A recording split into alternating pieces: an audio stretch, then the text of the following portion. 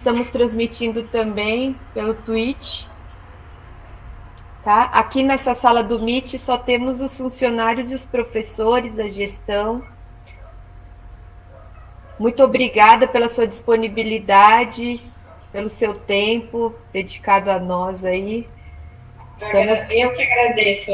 Estamos muito felizes com a sua presença nesse dia que vai enriquecer bastante nossos alunos. Obrigada, viu? De nada. Vou só fechar a porta aqui, tá? Com licença. Bom dia, Renata. Bom dia, equipe. Bom dia a todos. Bom dia, Marcelo. Sejam todos muito bem-vindos a mais um evento da Escola Estadual Professora Irene Caporale de Souza. Hoje teremos uma palestra sobre água. Dia 22 de março foi comemorado este dia, mas nós não esquecemos. Por uma questão de agenda, estamos fazendo hoje. Quero muito agradecer a disponibilidade da Michele. Tá bom, Michele? Eu que agradeço a vocês, Marcelo. Muito obrigado mesmo. E sempre ressaltar que essas parcerias, elas só enriquecem as escolas. Então, muito obrigado mesmo. Espero que seja um momento bem produtivo. Foi preparado tudo com muito carinho, pensando em vocês, pensando nos nossos alunos. Tá? Então, obrigado pela oportunidade dos colaboradores. Obrigado, equipe. E a palestra está aberta, né, Renata e Roberta? Rô, gostaria de falar alguma coisa? Oi, Rê, bom dia a todos. Bom dia, Roberta. Bom dia. Agradecer demais a presença de todos aqui, em especial da nossa palestrante. Muito obrigada. É com muito carinho e com muita honra que nós temos você aqui nessa parceria. Muito obrigada, viu? Rê. Vou apresentar um pouquinho você, Michele, para os nossos alunos. A Michele, ela é secretária do Verde e Meio Ambiente da nossa cidade, é mestre e doutora em ciências na área de concentração, paisagem e ambiente pela Universidade de São Paulo e veio falar um pouquinho com a gente hoje sobre urbanização e água. Então, muito obrigada, Michele, novamente é com você. Bom, antes de mais nada, eu gostaria de agradecer de maneira muito especial pelo convite. Eu fico muito satisfeita em poder dialogar com a sociedade, em especial com esse público, né, que ainda está em formação e, portanto, aberto para que a gente possa estabelecer um diálogo importante, para que a gente possa sensibilizar os alunos e eles sensibilizarem as pessoas da sua convivência. Isso para nós tem um significado enorme e eu desejo profundamente, sinceramente, que esse seja o nosso primeiro contato e que a partir dele a gente possa desenvolver diversas outras parcerias buscando o aprofundamento das políticas públicas em Mogi das Cruzes. A água, sem dúvida nenhuma, é um tema de extrema relevância, mas a arborização urbana também os resíduos sólidos também, ou seja, nós temos uma capacidade muito grande de dialogar, conversar, debater, refletir sobre inúmeras questões dentro do nosso município e que são fundamentais para a nossa qualidade de vida. Eu começo, então, a compartilhar com vocês a minha tela, só um minutinho, por favor, para que a gente possa dar início à nossa apresentação.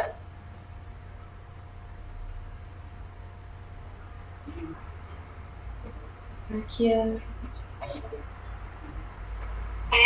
ou seja, nós temos uma capacidade muito grande de que a gente possa dar início à nossa apresentação.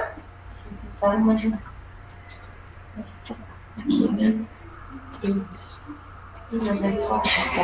Não tá aparecendo na janela do cancelar, apresentar no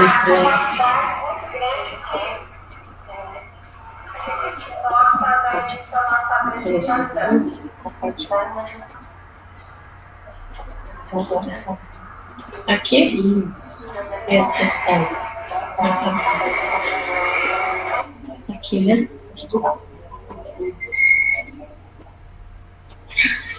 Bom, então, como comentado anteriormente, nós vamos falar sobre urbanização e águas. E eu escolhi esse tema em específico porque eu sou arquiteta. A Marcela, que está aqui comigo, ela também vai participar dessa palestra. Ela é geógrafa e funcionária da Secretaria do Verde e Meio Ambiente. Então, para nós, existe uma afinidade muito grande em relação a esse tema da urbanização.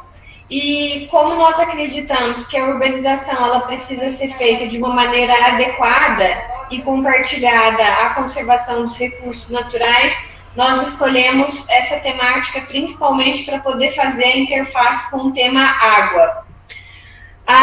Nós vamos fazer uma abordagem, então, do rural ao urbano, né, compreendendo um pouco o que são os processos de urbanização. Só um instante, por favor. Pronto. Nós temos, então, o município de Mogi das Cruzes, onde existem casas, onde existem prédios, onde existem indústrias, a gente chama de cidade, né? Por quê? Porque essa área é a área urbanizada. Nessa área urbanizada existem diversas relações entre as pessoas, relações de comércio, relações de serviço, existem as práticas sociais, que são as formas como as pessoas se relacionam, como elas convivem, né? Então, é nesse espaço, dentro da área urbanizada, que acontecem as principais relações humanas. É nesse espaço também da cidade, onde existem as aglomerações de construções e pessoas, onde existe, como eu comentei, o predomínio das atividades industriais, comércio, prestação de serviço e, obviamente, do capital econômico.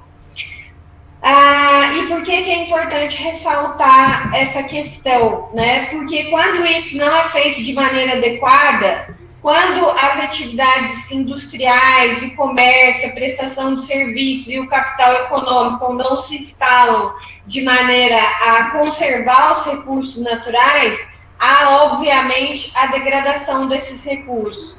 Então, as águas, as florestas, os rios, a biodiversidade, a fauna, a flora, tudo isso precisa ser bastante conservado para que a nossa própria vida possa se perpetuar. E para isso, a gente precisa pensar da maneira adequada onde vão ficar as nossas atividades industriais, o nosso comércio, para que eles não degradem os recursos naturais. E para além das questões do município de Mogi das Cruzes, nós precisamos pensar também a água e a temática ambiental voltada para o estado de São Paulo, para o Brasil e para o mundo. E quando a gente transporta isso para o mundo, existem aquilo que nós chamamos de objetivos do desenvolvimento sustentável, que são objetivos para que a água, para que a arborização urbana, para que os fragmentos florestais, para que a fauna e a flora possam se perpetuar. E existem várias temáticas que precisam ser trabalhadas para que esses recursos naturais eles possam ser continuados, como a erradicação da pobreza, a fome zero, a boa saúde, o bem-estar, a educação de qualidade, a igualdade de gênero.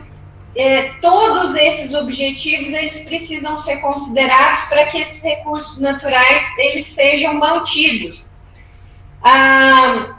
Porque, na verdade, todos eles contribuem para a perpetuação da biodiversidade, por um exemplo. Então, vamos entender um deles. A erradicação da pobreza é extremamente importante, porque quando as pessoas não têm recursos financeiros, quando elas são pobres, elas tendem a ocupar áreas que ambientalmente deveriam ser protegidas, como aquelas áreas que estão ao longo dos cursos d'água. Então, quando as situações, né, da vida cotidiana, elas não estão desvinculadas, mas elas estão todas conectas, intrínsecas umas às outras, gerando ações e reações. Então, no momento em que eu gero ações positivas, como a erradicação da pobreza, eu, consequentemente, contribuo para a preservação desses recursos naturais, entre eles a água.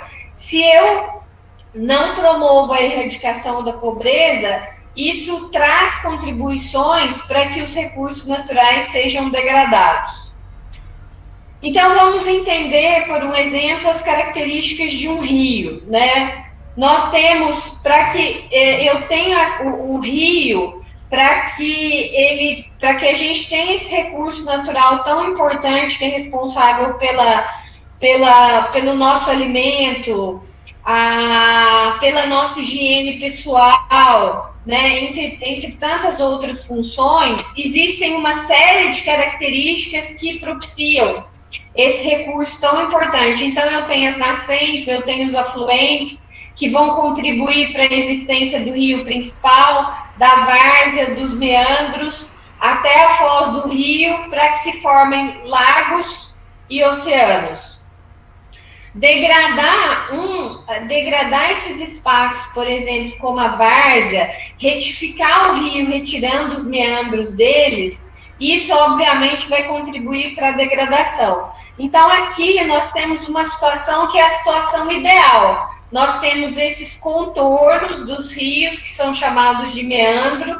A gente tem a várzea, que são essas áreas laterais aos rios, bem preservados, com poucas ocupações, e que propiciam, na época das cheias, que o rio ele tem o seu espaço para poder se espraiar. Quando nós temos situações contrárias a esta situação, que eu vou mostrar mais para frente, isso automaticamente causa prejuízos para o nosso abastecimento. Nessa figura que nós temos aqui à direita, a gente tem uma topografia completamente favorável à formação desse rio. Quando eu altero essa topografia, quando eu faço corte, quando eu faço aterro, quando eu retifico o rio, eu gero comprometimentos.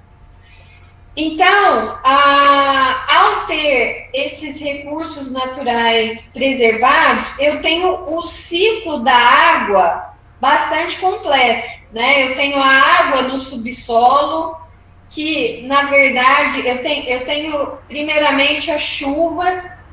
Essas chuvas caem sobre as montanhas, elas penetram no subsolo, e a água que está nesse subsolo, ela acaba contribuindo para o nosso abastecimento, para a água que nós utilizamos no nosso alimento, para a água que nós utilizamos para poder tomar banho, na água que nós utilizamos também para as nossas relações sociais, de diversão, de integração. Então, quando eu tenho essas chuvas, eu preciso ter um terreno adequado para poder absorver essas chuvas, para que essa água ela vá para o subsolo e ela possa ser utilizada por nós. Então, essas áreas úmidas, essas áreas de várzea que eu comentei anteriormente, elas acabam servindo como uma esponja. A água cai, essas áreas absorvem essa água, retém todo esse líquido e na época de seca, elas vão devolvendo devagar essa água para as áreas que são necessárias para que elas sirvam para o nosso abastecimento. Se eu não tenho essas áreas que sirvam como esponja, se eu tenho áreas que são aterradas, se eu tenho áreas que são extremamente ocupadas, na época de seca, eu não tenho esse recurso hídrico que é tão importante e por isso falta o abastecimento de água, que é essencial para a vida humana. Então, quando nós pensamos na questão dos recursos hídricos e da forma como a gente os utiliza, né, é extremamente importante que a gente tenha consciência disso no nosso cotidiano, nas nossas ações cotidianas. Por isso que inúmeras vezes nós verificamos que existem tantas propagandas que pedem para que o banho seja rápido, para que a gente economize água, mas existem outras ações, como a urbanização de maneira adequada, né, e também o plantio de maneira extensiva das árvores, que contribuem muito para a preservação dos nossos recursos hídricos e, inclusive, evitam problemas relacionados à enchente, porque a arborização urbana acaba por reter e absorver a água das chuvas. Além disso, as árvores também purificam e refrescam o ar, né? Elas trazem uma regulação climática e evitam os problemas respiratórios. E contribuem ainda para a questão do sombreamento, que em uma fase, né, em que o clima ele tem diversas transformações e a temperatura tem aumentado, as árvores se tornam importantes elementos para que nós tenhamos sombras.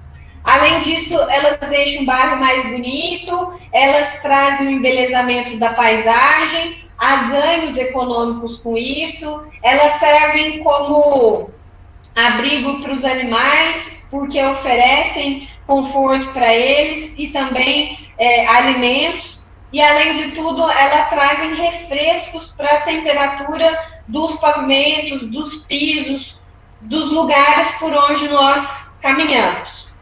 Então, assim como a água ela tem o seu ciclo, esse ciclo da água, ele está extremamente vinculado à arborização urbana.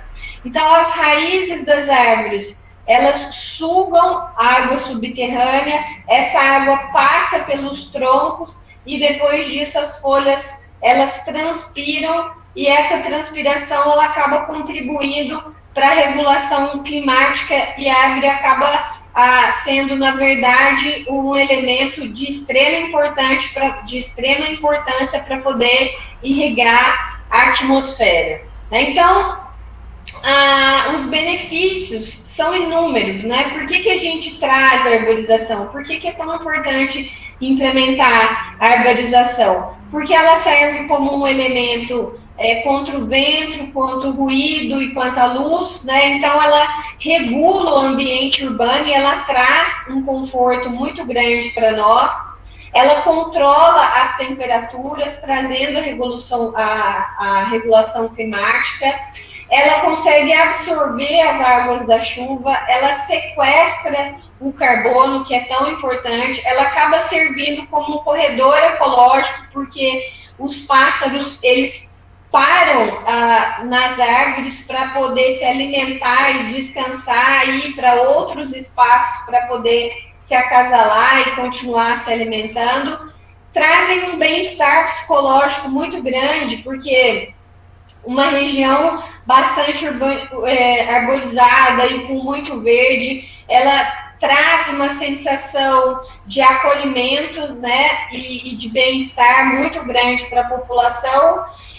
Ou seja, arborizar uma cidade é de extrema importância para a nossa qualidade de vida, em função de tudo isso que eu acabei de comentar.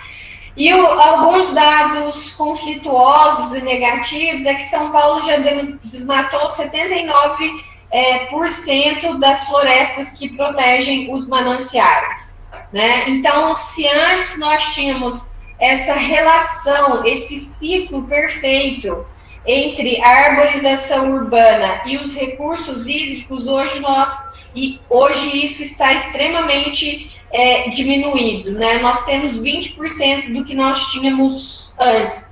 E tal fato é bastante preocupante, porque se a floresta forma um ciclo perfeito com recurso hídrico e isso está sendo diminuído, né, consequentemente há um prejuízo muito grande em relação ao abastecimento de água. Então, as ações da Prefeitura Municipal de Mogi das Cruzes, em especial em relação à Secretaria do Verde e Meio Ambiente, elas acontecem sobre diversos eixos temáticos, como educação ambiental, como resíduos sólidos, como clima e energia, como as políticas que nós vamos aplicar em relação às universidades, às unidades de conservação, justamente para poder reverter esses dados, que são essenciais para todo mundo que vive aqui. Ou seja, quando nós retiramos as matas ciliares, que são as matas que ficam ao longo dos rios para proteger os rios, o lixo e os detritos da erosão, eles vão diretamente para os corpos d'água. E isso causa o assoreamento, que contribui, obviamente, para as enchentes e traz uma diminuição da qualidade do recurso hídrico.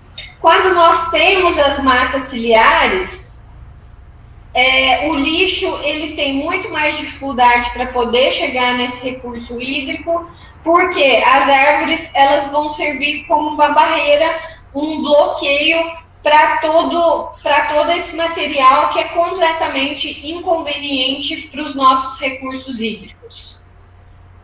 Então, existem situações que são ideais, né? Que são essas situações que a gente verifica nos slides superiores. Na época das chuvas, o rio ele vai se espraiar. Então, normalmente ele fica, como nós vemos aqui no nosso primeiro slide, quando chove, o rio se espraia, né? E depois das chuvas ele retorna à sua dimensão primeira.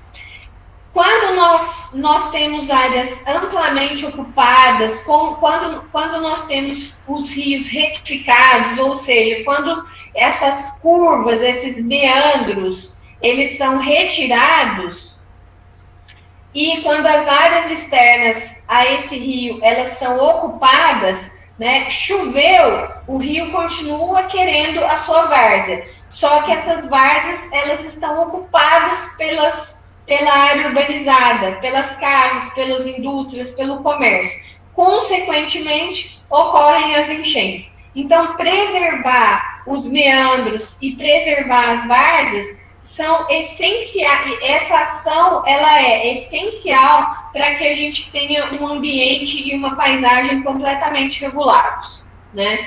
Então, nós costumamos dizer que as florestas elas geram um clima amigo, favorável às relações sociais e biofísicas dentro do nosso suporte físico na cidade, e o desmatamento, as ocupações irregulares ou mesmo as ocupações regulares de uma maneira inadequada, elas geram situações extremamente desfavoráveis para nós, né?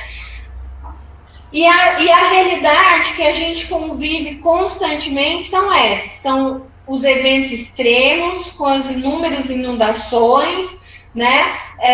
E que causam no limite a morte das pessoas. Então, quando a gente pensa na temática ambiental, a gente pensa na conservação desses recursos naturais, que são essenciais para o nosso dia a dia, mas a gente também tem que pensar nesses eventos extremos que, por inúmeras vezes, né, que nós vemos isso constantemente sendo relatado na mídia, em especial no final do ano, quando a gente tem as chuvas mais fortes, e esses eventos extremos acabam gerando situações extremamente degradantes e tristes, como a morte das pessoas no momento em que nós temos enchentes, onde há as inundações, mas onde há também os inúmeros deslizamentos. Bom,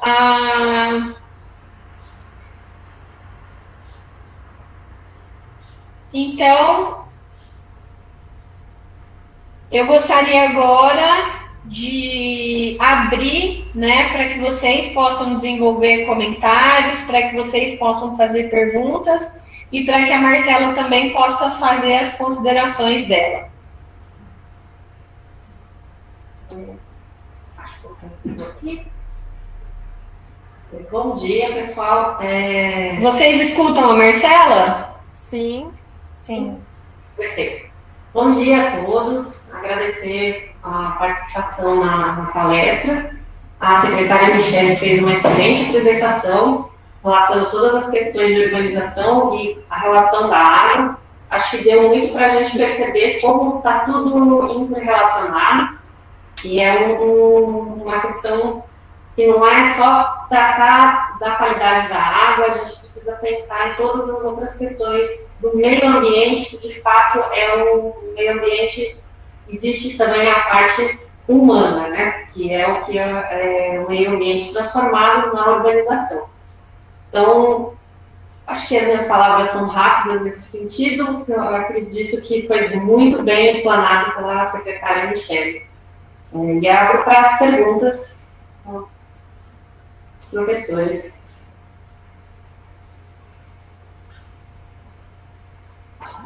Nós estamos aqui com os alunos, né, no YouTube, aguardando as perguntas, então, tá bom? Tá bom. Aqui no Twitch fizeram um comentário e uma pergunta. Então o comentário, peraí, deixa eu voltar aqui. O comentário foi da Bia Mieco, que falou assim: as árvores são mega importantes, sempre foram, mas quem se importa acaba virando piada ao invés de ser levado em exemplo, e isso é triste. E o Natan, ele perguntou, isso quem tem que resolver não seria o prefeito das devidas cidades? Bom, vamos lá. Muitas vezes, em relação à primeira colocação, muitas vezes há muitas pessoas que não levam em consideração a importância dos recursos naturais, né? Mas eu vejo que isso tem mudado, eu vejo com os meus alunos, eu vejo na convivência com as pessoas, em que a temática ambiental ela tem sido cada vez mais extremamente valorizada. E por que eu sinto isso, né? Primeiro porque os processos de educação ambiental, eles têm sensibilizado as pessoas ao longo dos últimos anos. E uma outra questão também que eu percebo que tem influenciado bastante são as discussões mundiais sobre a questão, em especial, das mudanças climáticas. Eu costumo dizer, e ontem eu tive a confirmação disso por algumas informações que eu recebi, que as mudanças climáticas, após a pandemia, ela será um dos principais temas a serem tratados pelo mundo. Né? Por quê? Porque o mundo ele já vê prejuízos econômicos muito fortes em função do não tratamento dos recursos naturais. Então, hoje, não conservar a água, não conservar as florestas, degradar o solo, traz prejuízos econômicos imensos, né? Além do mais, esses eventos extremos, como as queimadas extremas, como a gente vê acontecendo na Europa, como a gente vê acontecendo na Califórnia e na Austrália, elas chegam ao ponto de exterminar com a vida de boa parte da fauna e gerar as mortes também das pessoas, né?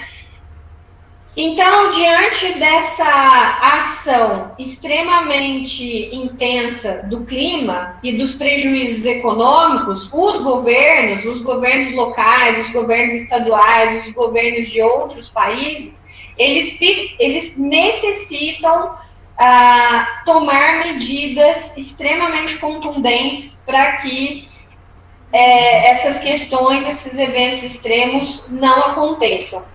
Obviamente, isso não é de uma hora para outra, né?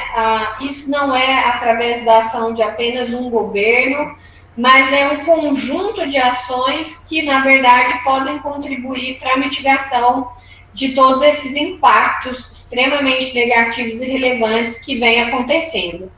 Então, eu penso que não valorizar a temática ambiental, na verdade, reflete a falta do conhecimento, né? As pessoas que buscam o conhecimento em diversas áreas e que possuem essa preocupação com os recursos naturais, elas realmente se mostram atualizadas diante de temas que são hoje tratados de maneira muito relevante pela Alemanha, pela Austrália, os Estados Unidos agora com o governo Biden começa a trabalhar isso de uma maneira enfática, entre tantas outras cidades e países. Em relação à pergunta número 2, né, eu penso que os prefeitos e os governos municipais, eles precisam ter ações extremamente relevantes e importantes voltadas para a temática ambiental. Os governos locais, através das secretarias municipais de meio ambiente, de tantas outras secretarias que compõem a estrutura de gestão, precisam trabalhar de forma séria, relevante e comprometida para que os nossos recursos sejam mantidos. Perfeito. Nós temos aqui 2 perguntinhas. Uma é da Tátila Diogo.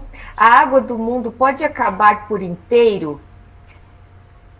E a outra perguntinha do Jorge: quais as consequências do consumo excessivo de água? Bom, a primeira pergunta é uma pergunta muito desafiadora, né? É muito desafiadora. Eu penso que nós podemos chegar a situações extremamente críticas, né? Muito críticas mesmo, e que esse recurso ele seja extremamente escasso para as pessoas e que isso possa ter consequências muito difíceis para nós, para a nossa vida. Mas eu penso que em situações extremas, os governos eles vão ter uma reação para que a água do mundo não acabe, né? Então, eu acho difícil isso acontecer, acho muito difícil, mas eu penso que ações muito importantes, elas precisam ser tomadas para que a gente não chegue a uma situação extrema como essa. E a diminuição dos recursos hídricos, isso pode afetar o nosso cotidiano de uma maneira muito negativa, né? Por quê? Porque a água, ela está extremamente ligada à produção de alimentos. Então, não ter água significa não ter água para que nós possamos produzir o alimento. Uma outra questão também bastante importante é que a água, ela está ligada diretamente à saúde. Então, imagina só se nós não estivermos água suficiente numa época de pandemia como a que nós estamos agora, em que a água é essencial para que a gente possa fazer a higiene das mãos e não nos contaminarmos. E existe também a questão do bem-estar e da saúde mental, né? Constantemente, as pessoas elas precisam tomar o banho para que elas sintam o bem-estar e isso interfira psicologicamente de maneira positiva na vida delas. Então, ela é essencial, ou seja, faça um exercício, né? Se hoje eu não puder usar a água para as minhas coisas básicas, imaginem a diferença que isso vai fazer na vida de vocês. Então, eu penso que os governos locais, os governos estaduais e os governos de outros países, eles são responsáveis por ações muito relevantes na preservação dos recursos hídricos. Mas eu penso também, né, que as pessoas, independentemente de estarem nos governos, nas suas ações cotidianas, elas podem ter hábitos que contribuem extremamente ou não para a diminuição do consumo de água.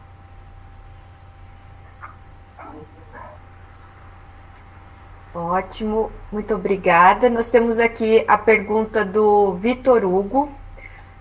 Um plantio em massa de árvores nas margens dos rios conseguiria acabar com o assoreamento do rio e com as enchentes?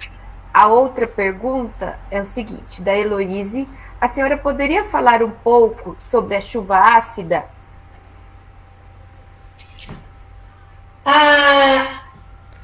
Eu penso que o plantio extensivo em grande quantidade e qualidade ao longo dos rios, ele realmente contribuiria, né, para a questão do assoreamento,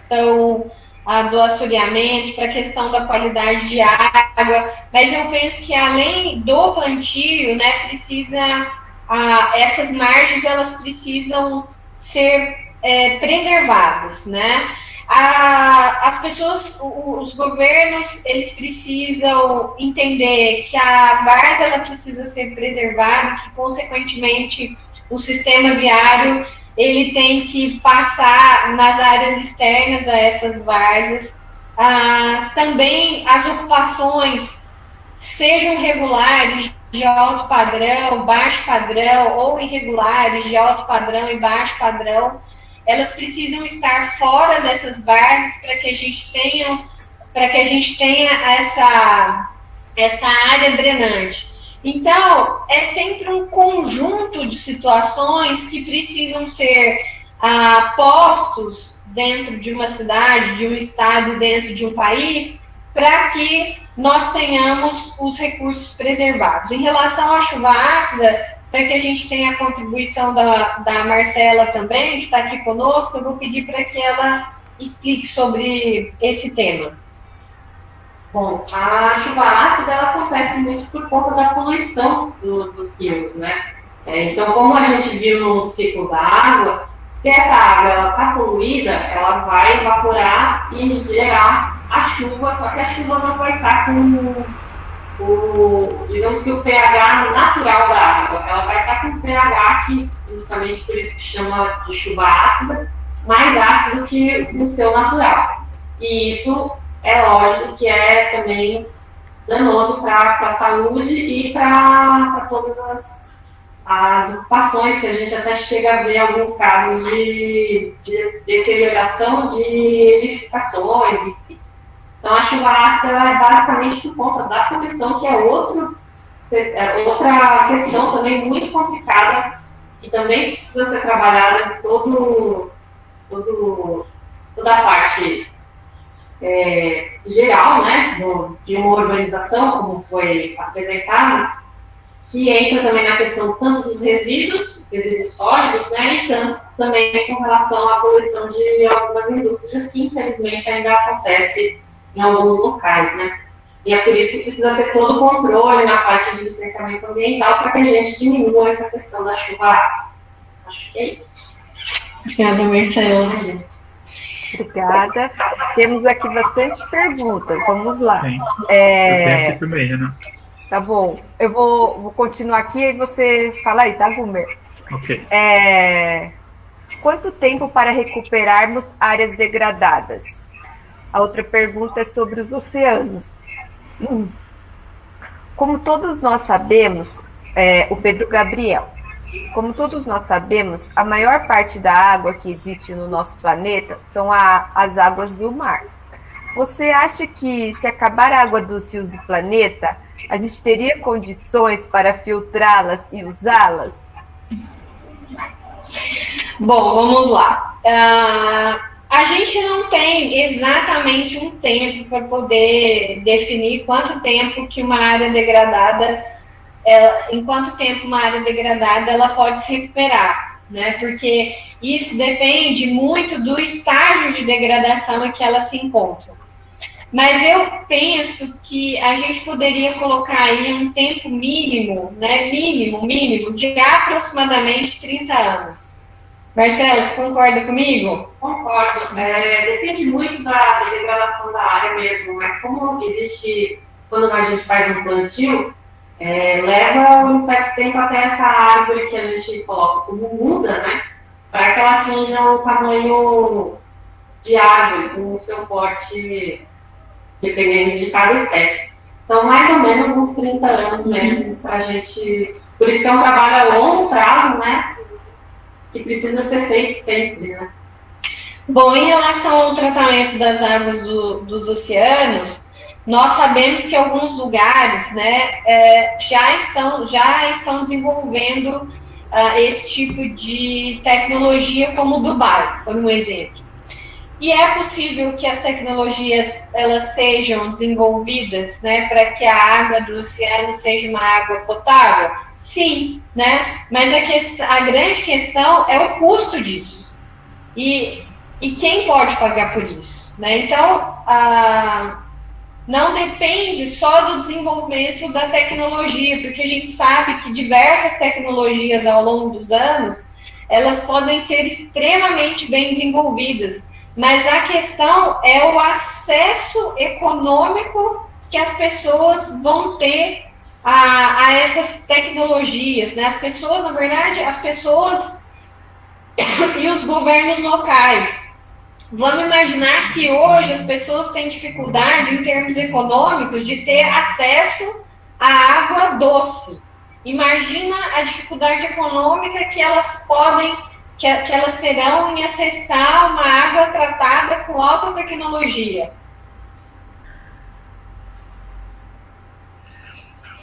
Ok, obrigado. Agora aqui as perguntas que a gente recebeu pelo tweet são duas. Primeiro, do Natan, ele perguntou se existiria a melhor forma, um mega plano para a preservação da água e das árvores para que o equilíbrio da Terra volte. E a outra pergunta da Aline Mello, por que alguns consideram a água um recurso renovável e outros não? Bom, em relação a esse plano, né, existem alguns acordos que são feitos. Um deles é o Acordo de Paris, onde diversos países assinaram esse acordo, e obviamente são acordos firmados para que as pessoas, para que os países eles possam elevar o seu nível, obviamente, de políticas públicas para a conservação dos recursos naturais. Muitos países aderem a esses acordos, ao Acordo de Paris, muitos estão dentro deles. Eu penso que um debate simbólico, que nós temos um debate muito forte que ocorreu, né, sobre o Acordo de Paris, foi em relação aos Estados Unidos, onde eles haviam adentrado ao acordo. No governo do Trump eles saíram, e agora do Biden eles voltaram a valorizar o acordo novamente. Então existem essas ações de cunho, na verdade, mundial, para que todos se sensibilizem em relação ao tema. Existem também os Objetivos do Desenvolvimento Sustentável, como eu citei no início da nossa apresentação, visando, na verdade, com o objetivo de que vários países, municípios e estados façam a adesão dos Objetivos de Desenvolvimento Sustentável e possam avançar em relação às políticas públicas ambientais, entre outras. Mas, de fato, eu penso que há muito que avançar em relação a esse tipo de política, né? Há muito que sensibilizar a diversos governos para que a adesão ela possa ser muito mais forte. Em relação à segunda questão, quer colocar, Marcela? Vocês podem colocar novamente a segunda questão? A segunda questão foi da Aline. Peraí, deixa eu puxar aqui. Por que alguns consideram a água um recurso renovável e outros não?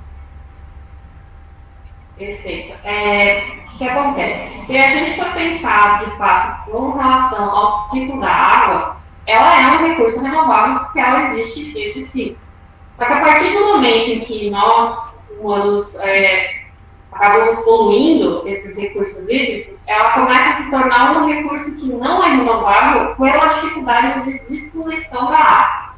E, inclusive, por conta do tempo que a natureza tomaria para ela mesma recuperar esse corpo hídrico, o qual nós, humanos, poderíamos já não fazer mais parte da Terra, né? Então, é por esse motivo que alguns consideram um recurso renovável, que de fato ela é um recurso renovável, mas se nós formos pensar na vida humana e nas poluições que existem hoje nos recursos hídricos, ela acaba se tornando um recurso não renovável, e por isso toda essa discussão de preservação da água, do meio ambiente, toda essa interligação dos assuntos são super importantes na discussão de preservação.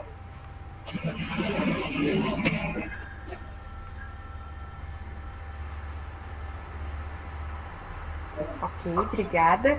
Nós temos aqui uma perguntinha da Samira, perguntando um pouquinho mais sobre as enchentes. E a Lívia fez uma pergunta assim: a prefeitura está trabalhando para limpar o nosso rio Tietê? Não é vergonhoso a nossa cidade poluir tanto um rio que acabou de nascer em Salesópolis? A Prefeitura de Mogi, nesse momento, desenvolve o projeto Mogi Mais Eco Tietê, que justamente visa valorizar o rio Tietê, né? Valorizar não somente em relação à qualidade da água, mas também a sua várzea, implementando novos espaços de sociabilidade, como os parques.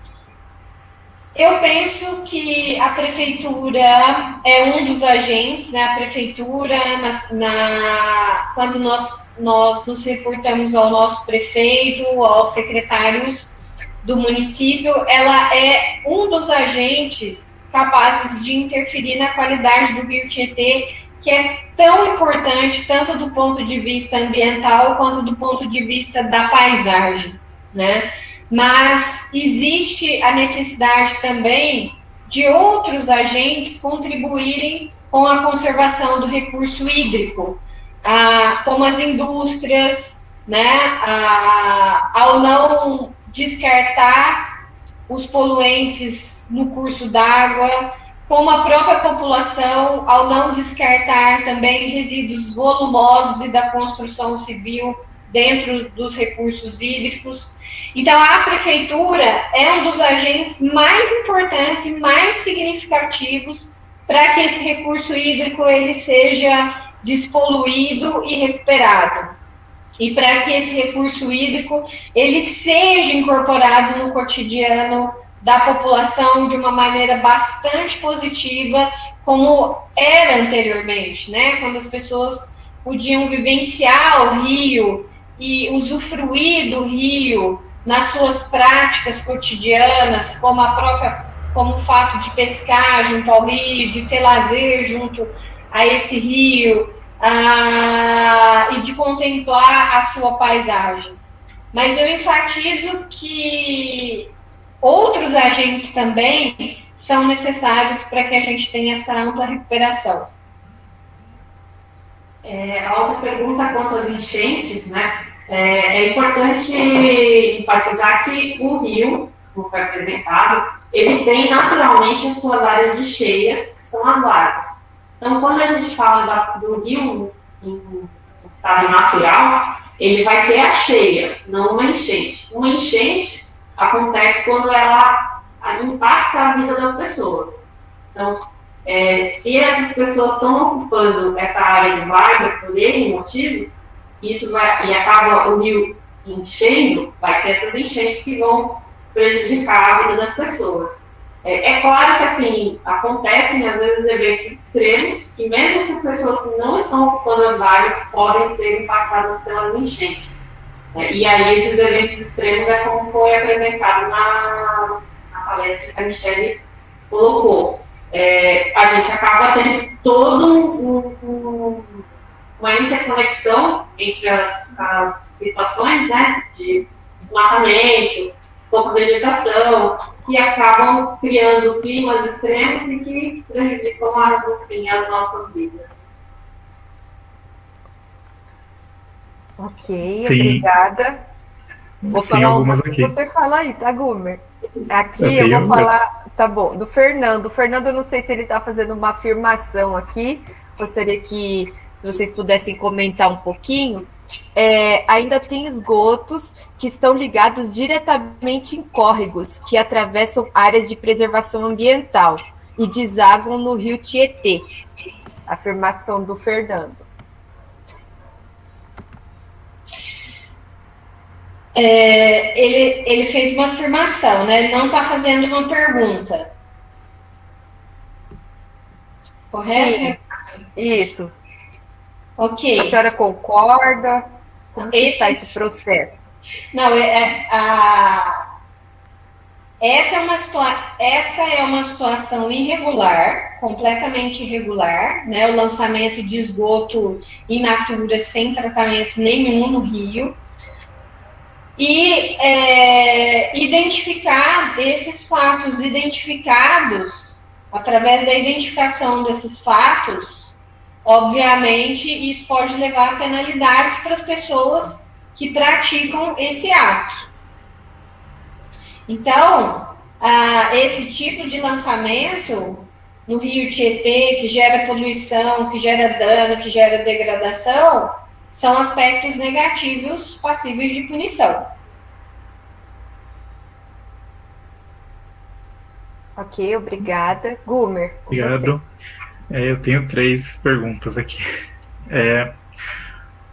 A nossa vice-diretora perguntou se, ao realizar plantios de árvores, né, na nossa calçada ou dentro de casa, interfere em alguma coisa, melhora alguma coisa? O Felipe perguntou: a água que cai com a chuva é a mesma, né, a mesma água que vai para os rios e lagoas e também no subsolo, mas como que a água entra na terra? E a última aqui, da Beatriz Mieco, aquele córrego que passa na Avenida dos Bancos, que ainda inunda tudo em dias de chuva, quase não dá para passar lá. Ai, peraí que cortou um pedaço. Ela fez um comentário. Aliás, é uma pergunta e um comentário, desculpa. Sobre o córrego que passa na Avenida dos Bancos. Se está sendo feito alguma coisa, né? Porque ele inunda tudo em dias de chuvas e não dá para passar por lá.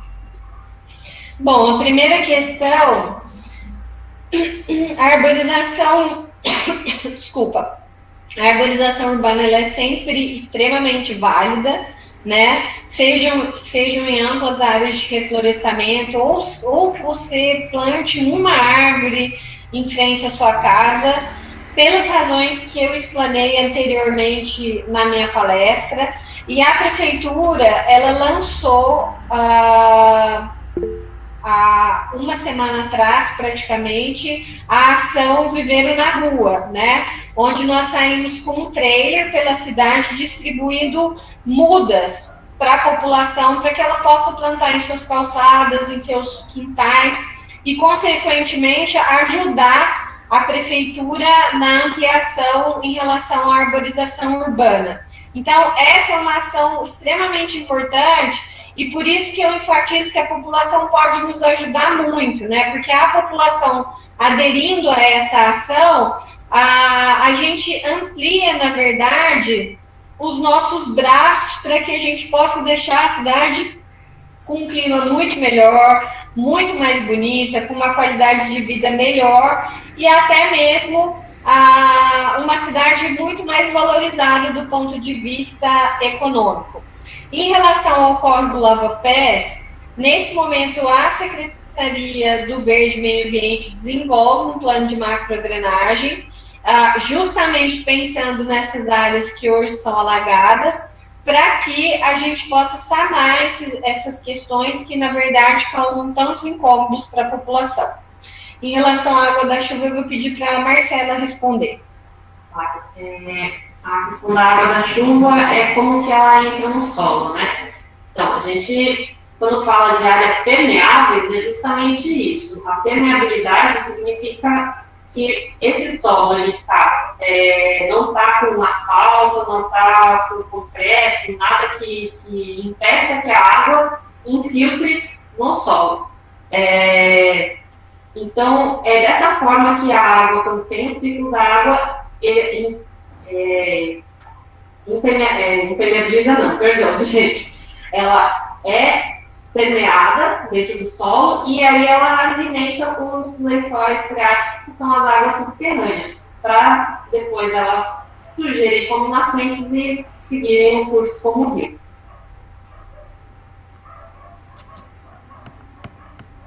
Eu estou vendo uma outra pergunta aqui também no chat, que está perguntando como que é o controle e gerenciamento de qualidade de ar. Tenho rinite e sofro muito com isso. Quem escreveu aqui foi o João Vitor. Quer responder?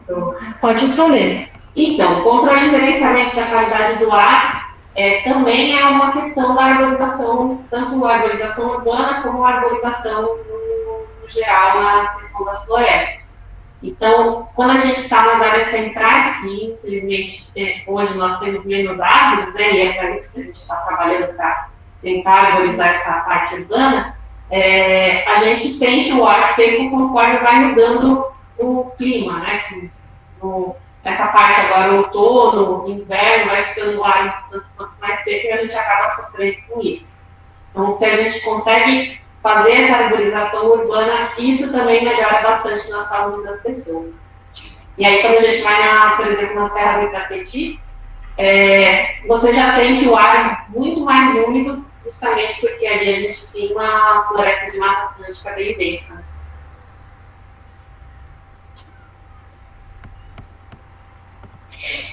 Obrigada. Nós temos aqui uma pergunta do Wellington. Como é que pode a cidade de São Paulo, a mais rica do país, ter rios tão poluídos? Poderia comentar um pouquinho para a gente? Nada é o acaso, né? Se a gente tem um rio extremamente poluído, isso significa que a urbanização ela ocorreu de uma maneira predatória, né? De uma maneira a não valorizar esse recurso natural tão importante, e também ocorreu de forma a valorizar extremamente o capital econômico, né? E isso, o que nós buscamos hoje é inversamente o contrário dessa situação. Nós buscamos, sim, nos desenvolver, nós precisamos buscar, sim,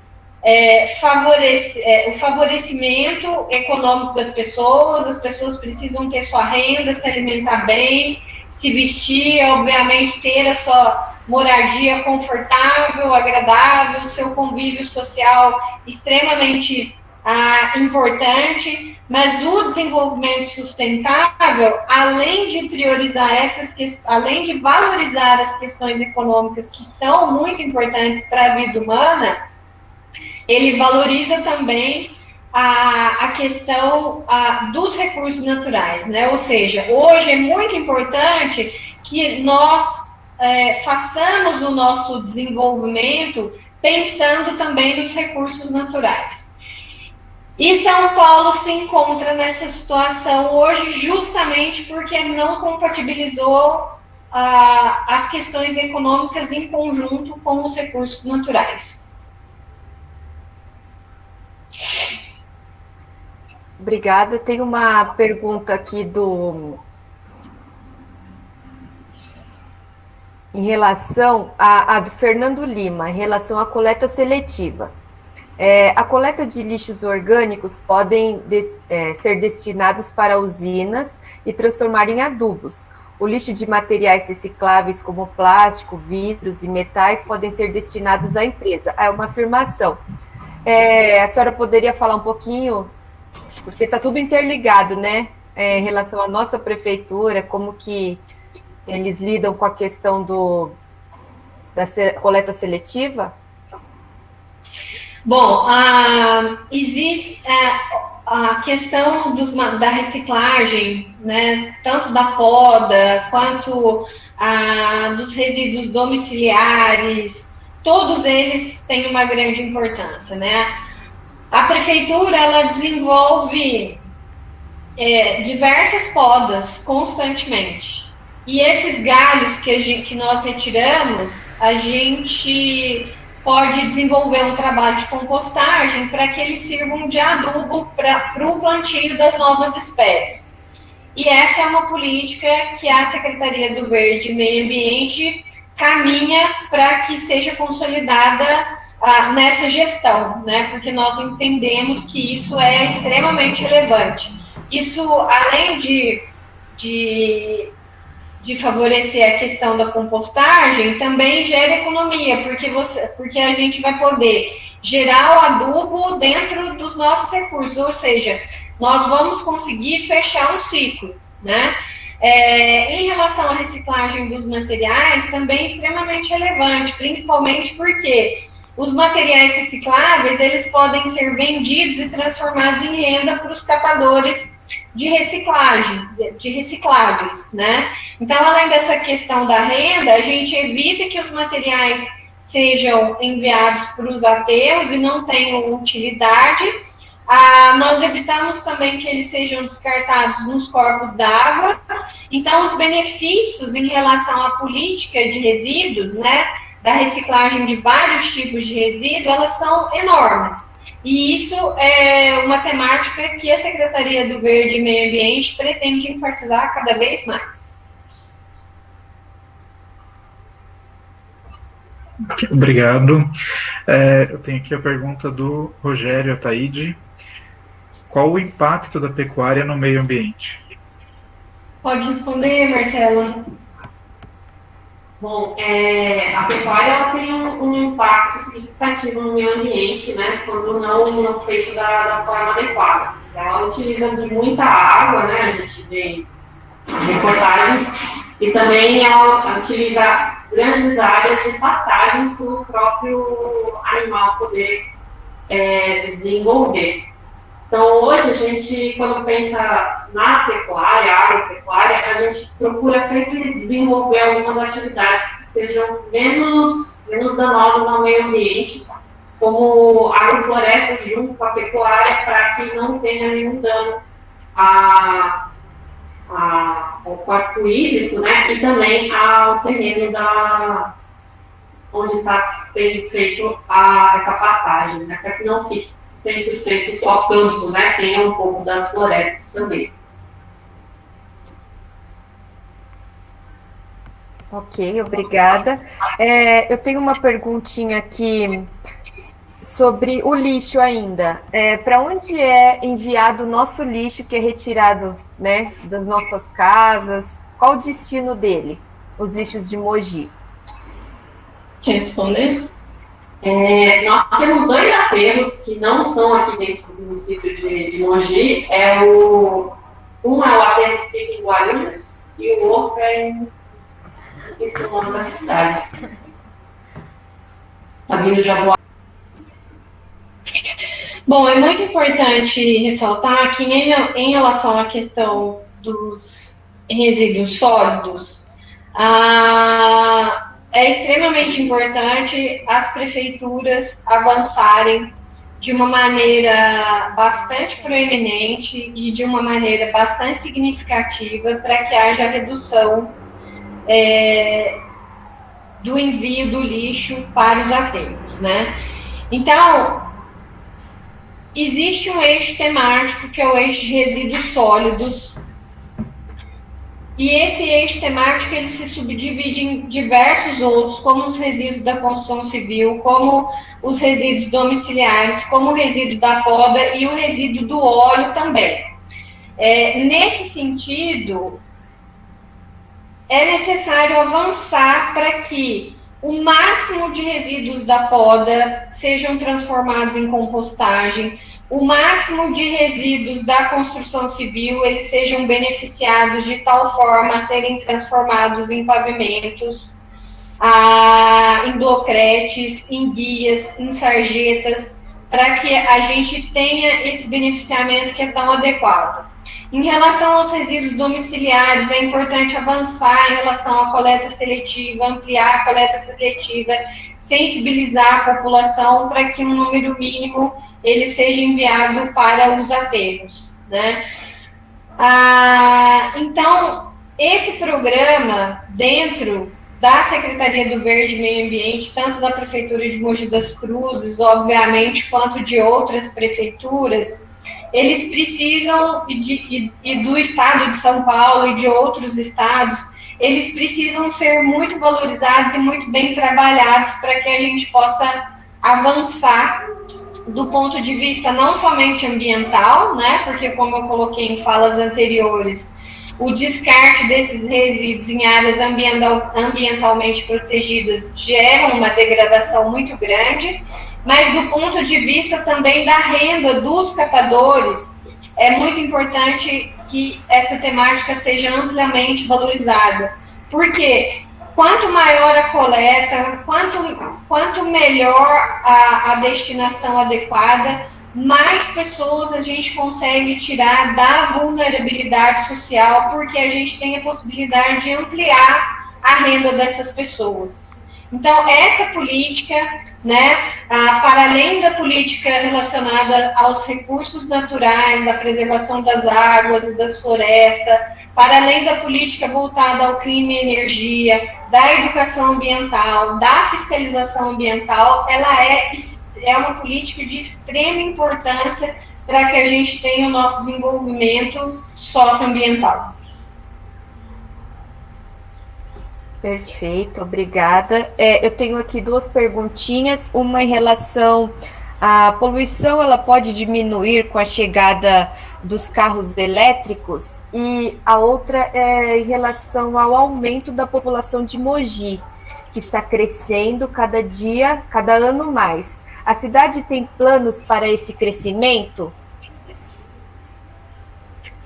Bom, em relação aos carros, quer responder, Marcela? Com certeza, os carros elétricos eles vão diminuir bastante a emissão do CO2 na atmosfera, e isso vai auxiliar bastante também na questão da poluição. Voltando um pouquinho na outra questão, eu lembrei o município onde tem o aterro que é destinado, o lixo aqui de Mogi, é Jambeiro. Em relação à questão do aumento da população, vamos entender que o aumento não é prejudicial, né? Desde que ele aconteça de uma forma compatível com os recursos naturais. Nós temos cidades pelo mundo que têm um número de habitantes maior do que o de Mogi das Cruzes, e eles possuem uma qualidade de vida bastante relevante e positiva pela forma em que esse aumento da população aconteceu, né? Para isso, nós temos o plano diretor, né, que visa justamente o desenvolvimento da cidade de maneira adequada, nos espaços adequados, para que os recursos naturais não sejam degradados e sim valorizados e recuperados. E nós temos também a lei de uso e ocupação do solo, que prevê a forma adequada também para que as pessoas elas possam se instalar dentro do município, não só a população do ponto de vista da habitação, né, da habitação unifamiliar ou multifamiliar, mas também da indústria, do comércio, dos serviços, ou seja, há formas da cidade se desenvolver, mas ela precisa estar pautada em planos que direcionem o desenvolvimento da cidade.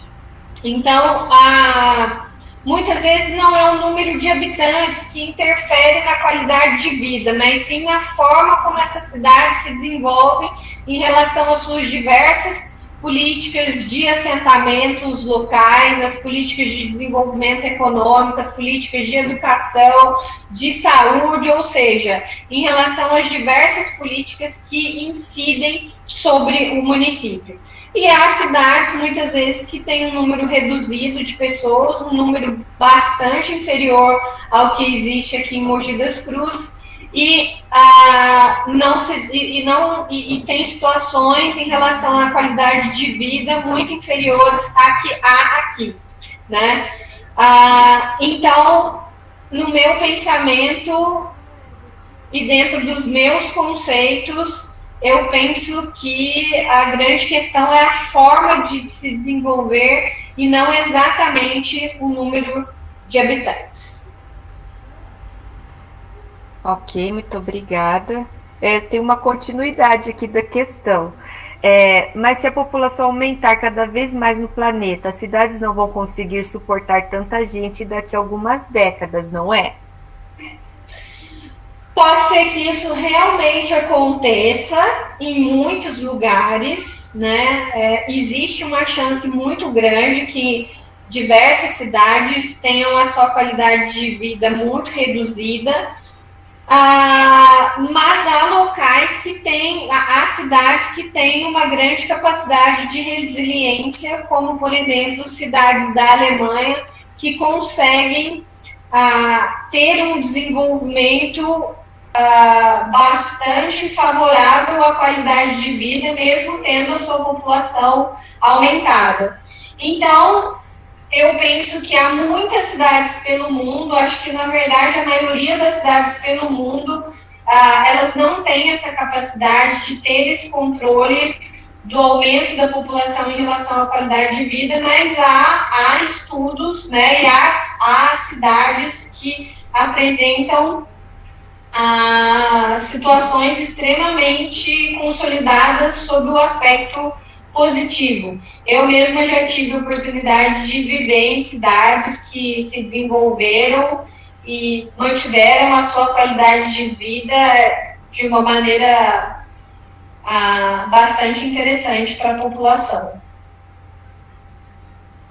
Ok, obrigada. Nós temos aqui no chat uma pergunta da professora Ana Lúcia em relação às enchentes na área central. Será que não seria necessário repensar na questão dos jardins, que hoje são, na sua maioria, de rua de concreto e pouca área verde mal preservado? Professora Ana Lúcia, seu comentário é um ótimo comentário, agradeço por ele. Quando a gente pensa, por exemplo, em um plano de macrodrenagem, né, que obviamente prevê grandes obras de infraestrutura e engenharia, é preciso associar esse plano de macrodrenagem à questão da infraestrutura verde, prevendo o aumento desses espaços permeáveis para que eles também possam contribuir na questão das enchentes, né, para que eles possam contribuir em relação à resolução das enchentes, que é um conflito existente aqui em Mogi das Cruzes e em tantos outros espaços. Então, quando eu penso na temática ambiental, eu não penso em situações isoladas, né? Não é só a questão da infraestrutura que vai resolver, da infraestrutura voltada para a engenharia, mas é também o aumento da permeabilidade das águas drenantes, é também o direcionamento adequado do plano diretor, é também o direcionamento adequado do uso e ocupação do solo, ou seja, é um conjunto de políticas públicas que vão incidir sobre um conflito para que ele possa ser resolvido.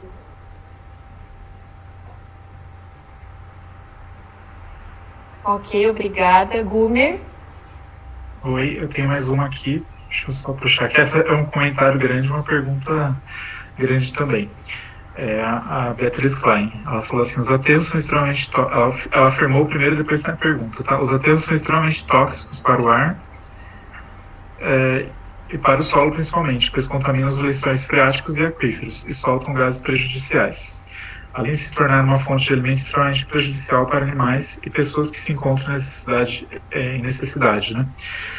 Sabendo disso, quais seriam as soluções que o IBAMA nos oferece para essa questão e por qual motivo ainda não foi colocado em prática, sendo que os aterros existem há bons anos?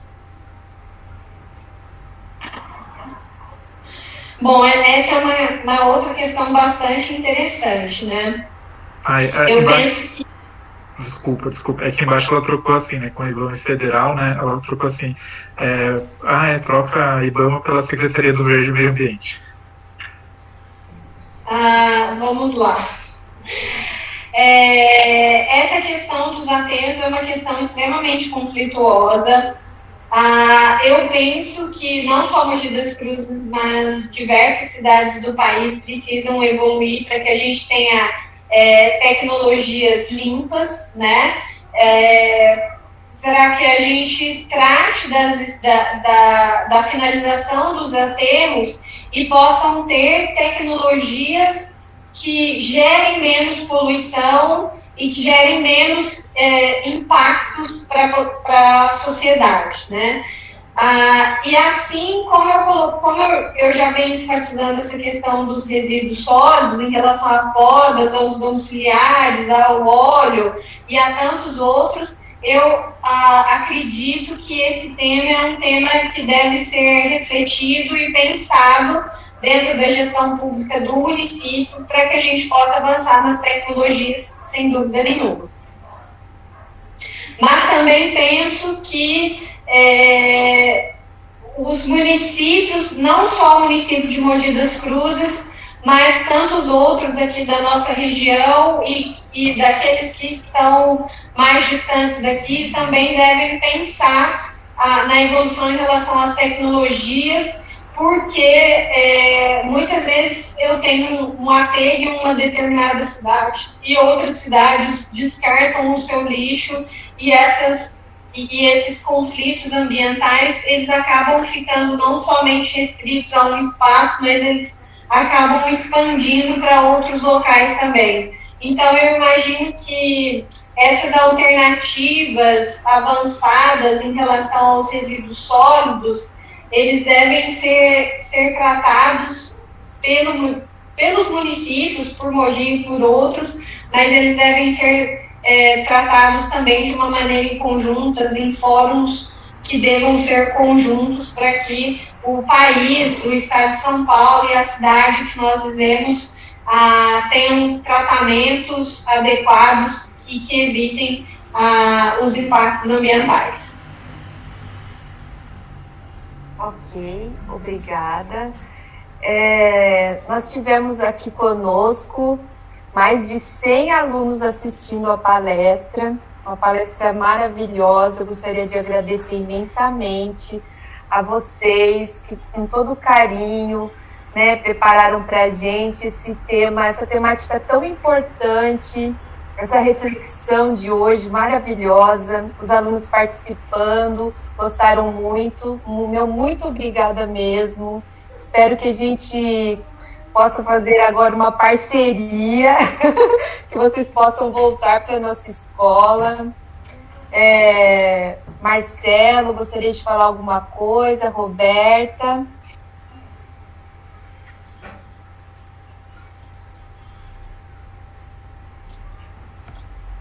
Oi, Rê. Oi, gente, bom dia novamente. Só agradecer mesmo. Muito obrigada, Michele e sua equipe, foi maravilhosa a palestra. Os alunos tiraram bastante dúvidas, fizeram perguntas muito pertinentes. Muito obrigada, viu? Obrigada mesmo. Também quero agradecer a possibilidade de vocês estarem conosco. Muito obrigado mesmo, tá bom? E endosso o que a Renata disse. Espero poder fazer uma parceria com vocês. Muito obrigado. Bom, para finalizar, então, eu gostaria de agradecer a presença da Marcela, que esteve aqui conosco, dizer que foi uma satisfação imensa, extremamente positiva, estar com vocês hoje aqui, Renata, Roberto, Marcelo, Gumercindo e tantos outros que aparecem aqui na tela para mim. As perguntas foram perguntas muito relevantes. Fiquei extremamente impressionada com a participação, né, com tantas perguntas, com tantos alunos. Achei isso muito interessante. Normalmente os alunos ficam tímidos, muitas vezes eles não querem fazer perguntas, mas o que eu percebo é que a escola de vocês ela tem uma ampla participação. Nós teremos agora a semana o mês do meio ambiente, né, onde a gente vai deflagrar várias ações, onde a gente vai interagir muito mais com a sociedade. É minha intenção como secretária de meio ambiente ampliar as relações com toda a sociedade de Mogi das Cruzes e também com a nossa região, porque eu acredito que a estrutura pública, para que a gente possa ter uma política pública ambiental bastante efetiva, ela é extremamente necessária ser desenvolvida com a sociedade. Eu preciso entender o que vocês querem, o que vocês pensam, quais são os seus anseios, para que a secretaria, conjuntamente com a sociedade, ela possa realmente elevar o nível das políticas públicas hoje existentes no município. Então, eu acredito profundamente na população,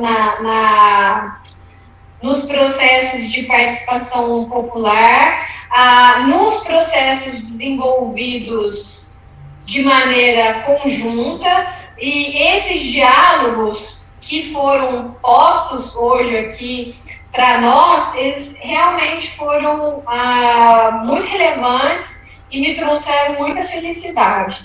Então, eu é que agradeço pela oportunidade que vocês nos deram para que a Secretaria do Verde e Meio Ambiente possa falar sobre as nossas intenções e possa interagir com vocês. Então, o meu agradecimento aqui é imenso, podem ter certeza, e a Secretaria do Verde e Meio Ambiente está extremamente aberta a todos vocês para que juntos nós possamos desenvolver com os professores e com os alunos especiais e extremamente agradáveis que vocês possuem juntos, tá? A intenção é nós caminharmos juntos. Muito bom, muito obrigada, viu, Michele? Então, a gente pode contar com você para algumas parcerias aí que nós estamos aqui pensando. A gente pode entrar em contato para a gente fazer uma parceria bem legal aí com a Secretaria do Verde. Claro, vocês podem entrar, será um prazer enorme, e eu coloco a Marcela como nosso ponto de conexão, tá? Ai, que bom. A Marcela pode entrar em contato com vocês. Acho que, inclusive, você pode deixar o seu telefone aqui no chat, né, Marcela? Para que eles possam ter um canal direto com a Secretaria do Verde e Meio Ambiente. Maravilha. Vou entrar em contato com você, Marcela, para a gente fazer umas parcerias, tá bom? Muito obrigada, Michele. De nada. Muitos elogios dos alunos, eles estão agradecendo, e o meu muito obrigada novamente. Tá ótimo. Pessoal, um dia maravilhoso para vocês, que a palestra tem incentivado a vocês terem várias ideias e possa compartilhar para que a gente possa efetivar, tá bom? Um abraço forte para vocês, eu deixo todo mundo aqui agora com a Marcela para finalizar os encaminhamentos, tá bom?